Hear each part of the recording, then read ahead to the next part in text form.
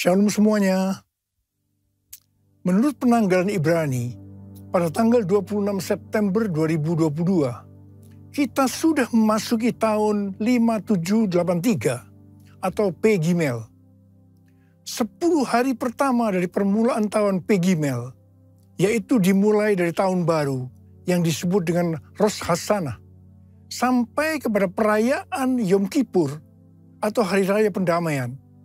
Bangsa Yahudi selama 10 hari melakukan apa yang disebut dengan 10 hari pertobatan atau 10 days of repentance.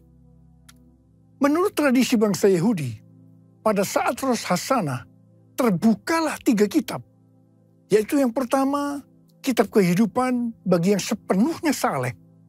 Yang kedua, kitab kematian bagi yang sepenuhnya fasik. Yang ketiga, kitab ketiga bagi orang yang hidup di antara kesalehan dan kefasikan. Dan nasib mereka semua akan ditangguhkan hingga Yom Kippur tiba. Apabila mereka akan melakukan hal yang saleh, mereka akan tercatat dalam kitab kehidupan. Apabila tidak, mereka tercatat dalam kitab kematian. Mayoritas orang masuk dalam golongan ini, yaitu hidup di antara kesalehan dan kefasikan. Masa 10 hari tersebut dipakai sebagai kesempatan bagi kebanyakan orang Yahudi untuk melakukan hal-hal yang saleh agar nama mereka dapat tertulis dalam kitab kehidupan. Dengan kata lain, setiap tahun mereka perlu melakukan sesuatu supaya selamat. Untuk itu, dalam masa 10 hari, mereka melakukan 3 hal, yaitu bertobat, berdoa, dan bersedekah. Pada saat ini, kita tidak mengikuti tradisi Yahudi tersebut. Tetapi pada prinsipnya, ketiga hal tersebut, yaitu bertobat, berdoa, bersedekah, adalah baik dan perlu dilakukan hari-hari ini dengan motivasi dan pemahaman yang benar. Kita melakukan ketiga hal ini bukan untuk mendapatkan keselamatan, tetapi sebagai respon terhadap anugerah keselamatan yang sudah diberikan melalui pengorbanan Tuhan Yesus di kayu salib. Pastor D dari Perth, seorang hamba Tuhan yang banyak mendoakan saya, yang nubuatannya saya lihat tajam pada bulan Agustus 2022 yang lalu, yaitu sebelum tahun 5783, bernubuat untuk saya agar memperhatikan apa yang terjadi di antara Rosh Hashanah dan Yom Kippur. Ternyata Tuhan membukakan seperti yang dituliskan di atas. Jadi hari-hari ini kita harus banyak koreksi diri, bertobat, berdoa, dan memberi sedekah bagi mereka yang kekurangan. Pastor D ini juga mendapatkan bahwa di tahun 2023, Tuhan akan kembali menggoncangkan bangsa-bangsa di dunia. Dan Tuhan meminta agar kita menyiapkan persediaan. Bukan untuk kita, tetapi untuk bersedekah kepada orang-orang yang mengalami kesulitan. Kita yang sungguh-sungguh dengan Tuhan akan diberkati secara finansial. Haleluya! Memasuki tahun 5783 atau P Gimel, kita akan melihat kasih karunia Tuhan yang luar biasa yang akan dicurahkan kepada kita yang sungguh-sungguh mencari Tuhan. Namun bersama dengan itu akan ada pembersihan di rumah Tuhan dan penghakiman terhadap dunia ini. Tuhan akan mengungkapkan dosa-dosa yang tersembunyi. Tidak ada sesuatu pun yang tertutup yang tidak akan dibuka. Dan tidak ada sesuatu pun yang tersembunyi yang tidak akan diketahui. Apa yang kita katakan dalam gelap akan kedengaran dalam terang. Dan apa yang kita bisikkan ke telinga di dalam kamar akan diberitakan dari atas atap rumah. Karena itu, ini waktunya kita koreksi diri. Bertobat, jangan menyembunyikan dosa. Akui di hadapan Tuhan. Sesuai dengan 1 Yohanes 5 ayat 16 dan 17. Dikatakan, ada dosa yang mendatangkan maut dan ada dosa yang tidak mendatangkan maut. Dosa yang tidak mendatangkan maut adalah dosa yang diakui. Sedangkan dosa yang mendatangkan maut adalah dosa yang tidak diakui. Saya akan ingatkan, Tuhan Yesus sangat mengasihi kita semua. Dia tidak ingin kita binasa. Karena itu, sekali lagi Tuhan mengingatkan kita melalui hal-hal yang dilakukan oleh orang Yahudi di antara Rosh Hashanah dan Yom Kippur agar mereka diselamatkan, yaitu bertobat, berdoa, dan bersedekah. Sekali lagi saya ingatkan, bertobat, bertobat, bertobat. How I love you, Lord. I love you, Lord, with all of my heart. I love you, Lord. How I love you, Lord. I love you, Lord. Forever I love you, Lord. Jesus, Jesus, you are the one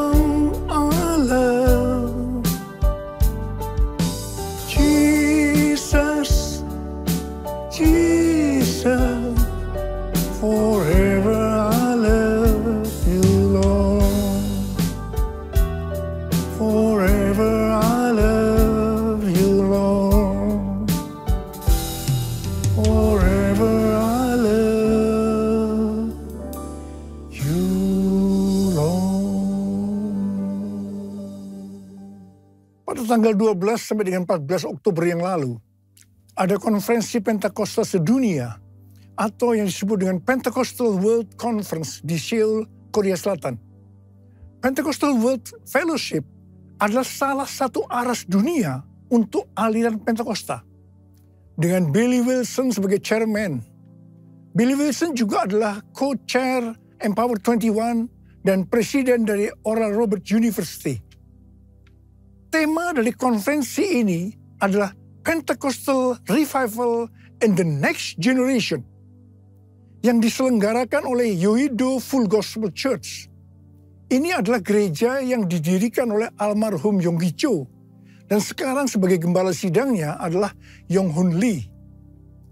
Pada tanggal 14 Oktober 2022, jam 10 sampai jam 12 siang, diadakan KKR doa di dekat DMZ Peace Park yang berada di perbatasan Korea Selatan dan Korea Utara. DMZ ini merupakan daerah demilitarisasi di mana tidak ada kegiatan militer. Merupakan daerah netral, bukan milik Korea Selatan ataupun Korea Utara. Tanah ini lebarnya sekitar 4 km dan panjangnya sekitar 250 km. Acara KKR doa ini merupakan puncak dari acara konferensi ini. Saya termasuk salah satu pembicara dalam acara ini. Saya berbicara tentang Pentakosta ketiga. Deklarasi Pentakosta ketiga untuk pertama kalinya dilakukan di Seoul, Korea Selatan.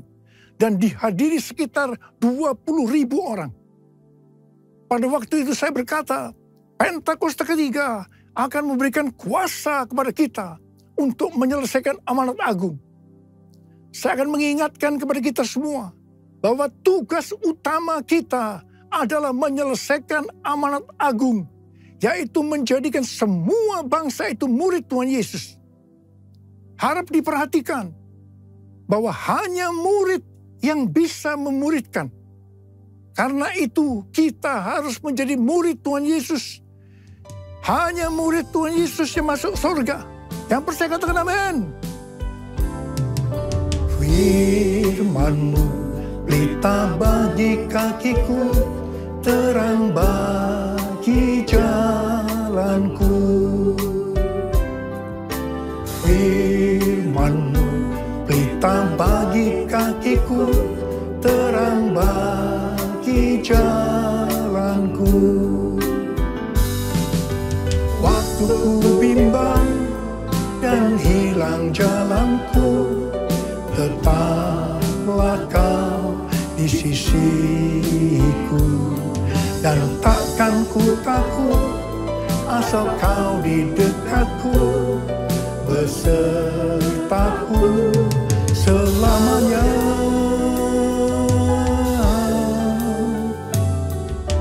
Firman-Mu pelita bagi kakiku, terang bagi jalanku, terang bagi jalanku, terang bagi jalanku.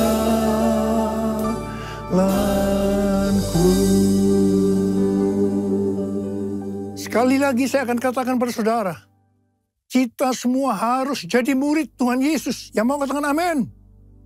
Hal-hal yang harus diperhatikan kalau kita mau menjadi murid Tuhan Yesus. Yang pertama, Rasul Paulus berkata kepada Timotius dalam 1 Timotius 4 ayat 16. Awasilah dirimu sendiri dan awasilah ajaranmu. Bertekunlah dalam semuanya itu. Karena dengan berbuat demikian, engkau akan menyelamatkan dirimu dan semua orang yang mendengar engkau.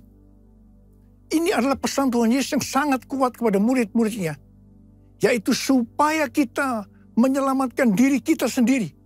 Dan juga semua orang yang mendengarkan kita. Karena itu, awasilah dirimu dan pengajaranmu.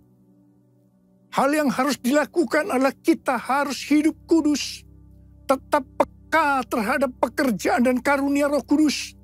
Mengajarkan ajaran yang benar. Memelihara iman dan memperhatikan kehidupan rohani.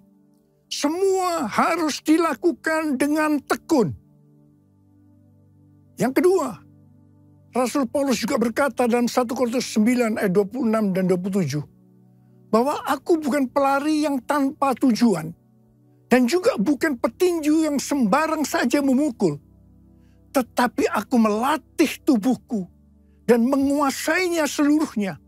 Supaya sesudah memberitakan Injil kepada orang lain, jangan aku sendiri ditolak. Mengenai melatih tubuh dan menguasai seluruhnya, Rasul Paulus berkata dalam 1 Timotius 4 ayat 7b dan 8. Latihlah dirimu beribadah. Latihlah dirimu beribadah. Latihan badani terbatas gunanya. Tetapi ibadah itu berguna dalam segala hal. Karena mengandung janji. Baik untuk hidup ini maupun untuk hidup yang akan datang.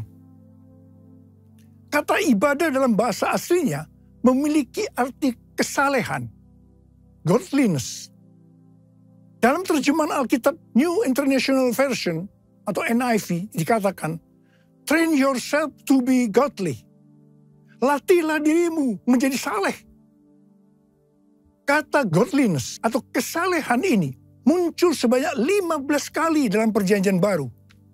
Di mana 11 kali terdapat dalam surat Rasul Paulus kepada anak-anak rohaninya, yaitu Timotius dan Titus. Ini berarti pesan kesalehan adalah sesuatu yang sangat penting untuk disampaikan seorang bapak rohani kepada anak-anak rohaninya. Tuhan lewat para bapak rohani memerintahkan kita untuk melatih diri kita supaya menjadi saleh lewat ibadah yang kita lakukan. Saya pribadi sebagai bapak rohani juga sangat menekankan untuk melatih diri supaya menjadi saleh lewat ibadah yang kita lakukan. Hal ini juga sejalan dengan firman Tuhan dalam 2 Petrus 1 ayat 5 sampai dengan 7 yang berkata, kamu harus dengan sungguh-sungguh berusaha untuk menambahkan kepada imanmu kebajikan. Dan kepada kebajikan pengetahuan. Dan kepada pengetahuan penguasaan diri. Kepada penguasaan diri ketekunan. Dan kepada ketekunan kesalehan. Dan kepada kesalehan kasih akan saudara-saudara seiman. dan kasih kepada saudara-saudara seiman, kasih akan semua orang. Selanjutnya dikatakan, apabila kita melakukan dengan berlimpah-limpah, kita akan giat dan berhasil dalam pengenalan kita akan Tuhan Yesus Kristus. Dan kita tidak akan pernah tersandung. Dengan demikian, kita dikaruniakan hak penuh untuk memasuki kerajaan kekal, yaitu kerajaan Tuhan dan Juru Selamat kita, Yesus Kristus. Haleluya! Kita semua yang menantikan hari Tuhan juga diminta untuk hidup kudus dalam kesalehan.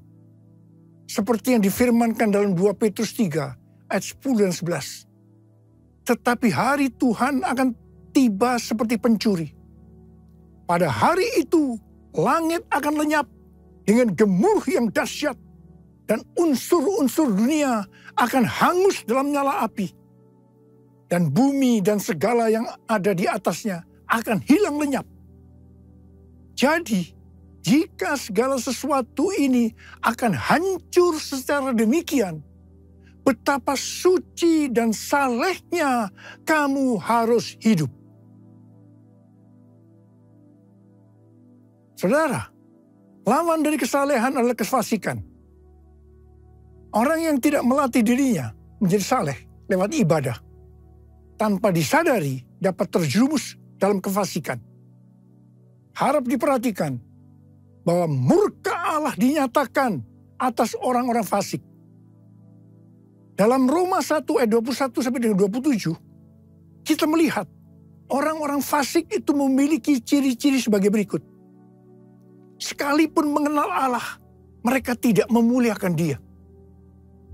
Mereka berbuat seolah-olah penuh hikmat, tetapi mereka telah menjadi bodoh. Mereka menyembah berhala. Sebagai akibatnya, Allah menyerahkan mereka kepada keinginan hati mereka akan kecemaran. Sehingga mereka saling mencemarkan tubuh mereka. Salah satunya dalam bentuk hubungan sesama jenis atau homoseksualitas.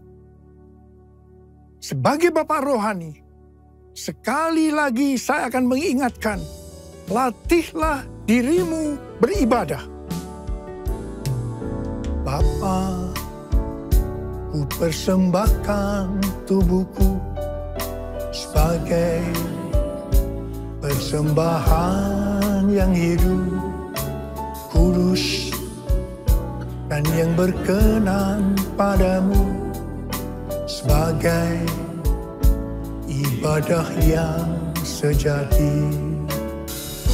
Ku sembah Kau Tuhan, ku sembah Kau Tuhan, ku serahkan hidupku kepadamu untuk kemuliaan nama-Mu. Bentuk ibadah dalam Alkitab ada dua, yaitu vertikal, artinya kepada Tuhan, dan horizontal, kepada sesama. Bentuk ibadah secara vertikal meliputi giat berkumpul bersama untuk menyembah. Yang kedua, memuji dan menyembah Tuhan diiringi alat musik. Yang ketiga, mengingat perbuatan dan pertolongan Tuhan. Yang keempat, bernubuat dan mengaktifkan karunia-karunia Roh Kudus dalam sebuah pertemuan. Yang kelima, mengambil bagian dalam perjamuan kudus. Yang keenam, mempersembahkan tubuh sebagai korban. Yang ketujuh, memperingati kelahiran, kematian, kebangkitan, dan kenaikan Tuhan Yesus ke sorga. Bentuk ibadah secara horizontal kepada sesama. Yang pertama, menolong orang yang mengalami kesulitan atau menderita. Yang kedua, saling menjaga diri dari pencemaran dunia. Dan yang ketiga, saling memberi bantuan dalam sebuah persekutuan. Jadi, kalau kita melihat ibadah secara vertikal atau horizontal tadi, maka ibadah yang dilakukan di dalam gereja hari-hari ini sebenarnya merupakan implementasi atau penerapan dari semua ini. Kalau kita melihat ibadah secara vertikal atau horizontal tadi, sebenarnya yang paling menonjol adalah masalah kebersamaan. Ibrani 10 ayat 25 berkata, janganlah kita menjauhkan diri dari pertemuan-pertemuan ibadah kita, seperti dibiasakan oleh beberapa orang. Tetapi marilah kita saling menasihati, dan semakin giat melakukannya menjelang hari Tuhan yang mendekat. Jadi, latihlah dirimu beribadah dapat juga diartikan kita harus melatih hidup dalam kebersamaan bersama saudara seiman untuk saling menasihati supaya hidup kita saleh. Hari-hari ini dengan adanya ibadah online, banyak orang yang meninggalkan hidup dalam kebersamaan ini. Ingat, pelayanan online bisa melengkapi tapi tidak akan bisa menggantikan ibadah secara onsite di gereja. Bagi saya, kalau hanya ibadah melalui online saja, saya merasakan ada sesuatu yang hilang. Ada sesuatu yang tidak sempurna. Terutama dalam doa, pujian, dan penyembahan. Dan yang pasti, kita tidak bisa saling menasehati. Walaupun mungkin ada yang berkata, dengan Zoom kita bisa. Tetapi saya percaya, itu juga tidak cukup sempurna. Hari-hari ini, saya melihat semakin banyak orang percaya justru lebih giat melakukan latihan badani ketimbang melakukan latihan ibadah. Sekali lagi saya ingatkan, latihan ibadah lebih penting daripada latihan badani karena mengandung janji baik dalam hidup ini maupun untuk kehidupan yang akan datang. Pesan Tuhan buat kita sebagai murid adalah kita harus hidup seperti jemaat di Philadelphia. Dikatakan bahwa jemaat di Philadelphia merupakan jemaat yang setia, yang taat akan firman Kristus dan tidak menyangkal Dia. Mereka tidak mau mengikuti cara-cara dunia dan juga menolak mengikuti kecenderungan yang tidak baik dari jemaat lainnya. Mereka bertekun dalam kesetiaan kepada Tuhan Yesus dan kepada kebenaran Injil. Oleh karena kesetiaan mereka yang teguh, maka yang pertama, Tuhan telah membuka pintu-pintu bagi mereka yang tidak dapat ditutup oleh seorang pun. Haleluya! Yang kedua, Allah berjanji akan melepaskan mereka dari masa kesengsaraan. Janji Tuhan untuk melindungi orang yang setia di Philadelphia dari hari pencobaan ini mirip dengan janji Paulus kepada orang Tesalonika yang mengatakan bahwa mereka akan dilepaskan, diluputkan dari murka yang akan datang. Hari pencobaan ini merupakan penghukuman terhadap dunia ini melalui pembukaan metere-metere, peniupan sangkakala, dan pencurahan cawan murka Allah. Ini sangat-sangat mengerikan. Bagi mereka yang sungguh-sungguh dengan Tuhan, seperti jemaat di Philadelphia, dan menjadi pemenang sebelum hari pencobaan ini, Allah akan memelihara mereka dari hari pencobaan itu dengan cara melalui pengangkatan gerejanya. Tuhan Yesus mengingatkan sekali lagi, aku datang segera. Saya akan mengajak saudara untuk menyembah Tuhan. Mari kita angkat tangan kita dan kita katakan bersama-sama. Lord, I worship you. Lord, I worship you. As I bow down on my knees, I worship you. Lord, I worship you. Lord, I worship you, for you are my everything. I worship you. Mari kita berbahasa roh. Yang belum berbahasa roh jangan diam. Katakan haleluya, haleluya. Oria lala bakana maya lala bara bara bara bara bara. Oh da da da da da da da da da da da. Oh ya Tuhan, ya Tuhan. Oria lala bakana maya lala lala bara. Ya Aba, ya Aba, ya Aba, ya Aba. Engkau melihat anak-anakmu sudah mengangkat tangan menyembahmu saat ini ya Aba. Urapi kami semua, urapi kami semua. Urapi kami semua agar kami mengerti Tuhan. Mengerti apa yang harus kami lakukan ke depan ini ya Aba. Tuhan berkati anak-anakmu semua. Tuhan berkati anak-anakmu. Oh ralabasikara labalabalabalabal. Oh radadadadadadadad. Oh riadadadabalabalabalabalabal. As I bow down on my knees, I worship you.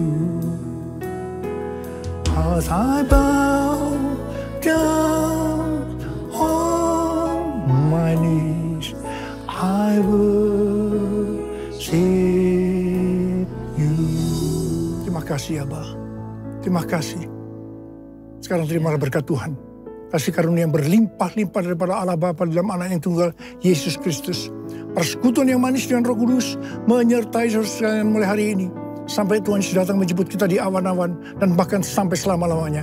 Yang percaya bersama-sama katakan, Amin.